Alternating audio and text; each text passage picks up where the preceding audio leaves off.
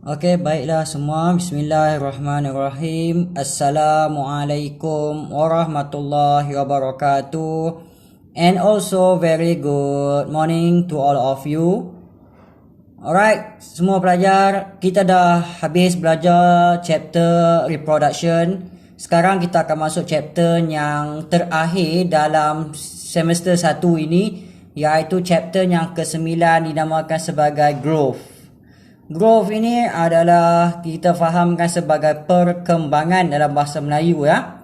So untuk definisi growth, semua orang kena tahu definisi growth sebelum kita lihat dengan lebih mendalam topik chapter ini. Growth ini definasikan, definition of the growth adalah an irreversible increase. So saya nak kamu highlight perkataan irreversible.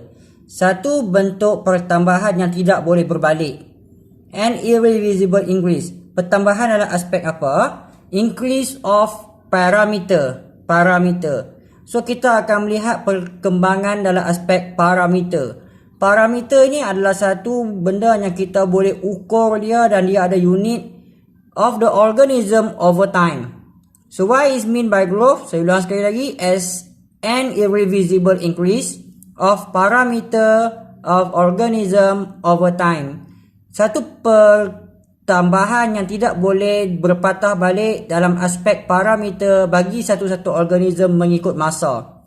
So satu hari yang pertama bertambah 2 meter, hari yang ketiga menjadi 4 meter, hari yang ketiga menjadi 5 meter, hari yang ke-6 jadi 6 meter, hari ke-7 7 meter.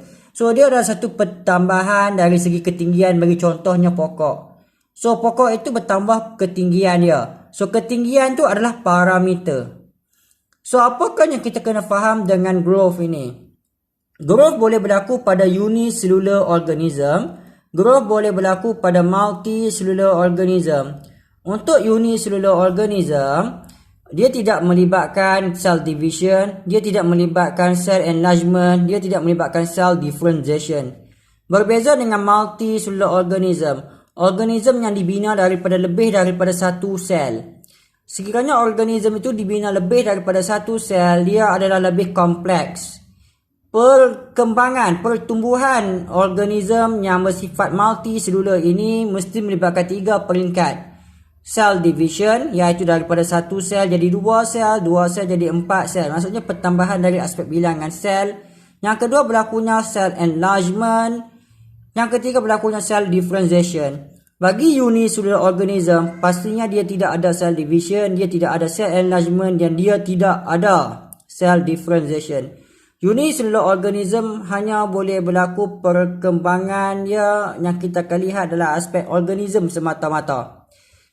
Baik, untuk multicellular organism, perkembangan multicellular organism adalah sangat kompleks. Untuk satu-satu multicellular organism, contohnya adalah plant, contohnya adalah animal, contohnya adalah fungi. Organism ini dibina daripada lebih daripada satu sel. Dia melibatkan 3 peringkat fasa, 3 phases. Fasa yang pertama, dia mesti berlakunya cell division. Highlight perkataan cell. Kadang-kadang kamu tulis division saja salah. Cell division. Cell division ini bermaksud increase in the cell number. So bilangan sel bertambah. Nak menjadi multicellular organism, bilangan sel mesti bertambah daripada 1 ke 2, 2 ke 4, 4 ke 8 dan berikutnya. Cell number increase disebabkan oleh mitosis. Highlight perkataan result of mitosis. So mitosis adalah satu-satunya kaedah dari mana cell division yang boleh menambahkan bilangan sel. Yang kedua adalah cell enlargement. Setelah organisma itu meningkatkan bilangan selnya, dia bersedia untuk membesarkan sel tersebut. Cell enlargement berlaku apabila an irreversible increase. Highlight perkataan irreversible increase. Pertambahan yang tidak berpatah balik. In the cell size. So, macam mana sel itu boleh bertambah saiznya? Apabila dia berlaku uptake of water. Highlight perkataan uptake of water or synthesis of living material. Sama ada sel itu mengambil air untuk meningkatkan saiznya, contohnya adalah plant cell, plant cell akan menjadi turgid apabila dia mengambil air. Yang berikutnya, synthesis of the living material. Contohnya dia makan dan mendapatkan bahan nutrisi, dan nutrisi itu digunakan untuk membuat tisu baru. Itu adalah cell enlargement. Nah, ini dilaksanakan oleh animal cell. So ingat, apakah dua sebab yang boleh berlakunya pertambahan dari aspek cell size? How does the cell enlargement occur? So cell enlargement can be occur due to the uptake of water or synthesis of living material. So dua perkara ini boleh menyebabkan berlakunya cell enlargement. Yang ketiga, selepas sel itu bertambah dari aspek bilangan, kemudian dia menambahkan saiz secara irreversible. Dan yang ketiga, dia bersedia untuk menjadi lebih khusus. Pengkhususan sel dinamakan sebagai cell differentiation. So what will happen during cell differentiation? During cell differentiation, cell is become more specialized to proceed for the specific function. So apabila sel itu dah banyak, kemudian dia dibesarkan, maka dia bersedia menjalankan fungsi dia. Sebagai contoh, meristem sel melaksanakan mitosis untuk membesarkan atau membanyakkan selnya. So meristem tisu menjalankan mitosis untuk membanyakkan sel tersebut. Kemudian pada bahagian-bahagian tertentu, sel tersebut menjadi lebih besar dalam aspek saiznya. Yang ketiga, meristem tisu mula akan membahagi dan dibezakan mengikut fungsinya apabila setengah meristem tisu akan digunakan untuk transport water. Setengah meristem tisu akan digunakan untuk transport sugar. So, mana-mana meristem tisu yang mentransport water, itu dinamakan sebagai xylem. Dan mana-mana meristem tisu yang digunakan khusus untuk mentransport dan nutrien, itu dinamakan phloem.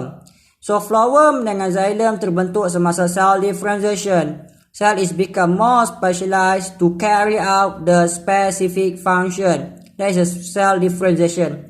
Ulang sekali lagi kelas. What is the three phases of the growth in multicellular organism? The first one is cell division. The second one is cell enlargement. And the third one is cell differentiation. During which phase the cell increase in their size? Cell enlargement.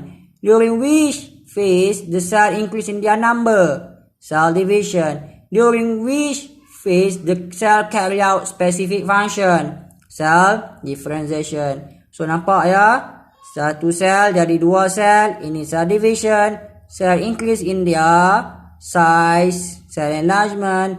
Sel dalam bulat sekarang berfungsi menjadi lebih khusus, jadi sperm ataupun dia menjadi xylem ataupun dia menjadi phloem. Ini adalah cell differentiation. So that's all on our lesson about the definition of growth, and you focus the growth phases in the multicellular organism. That's all. Bye.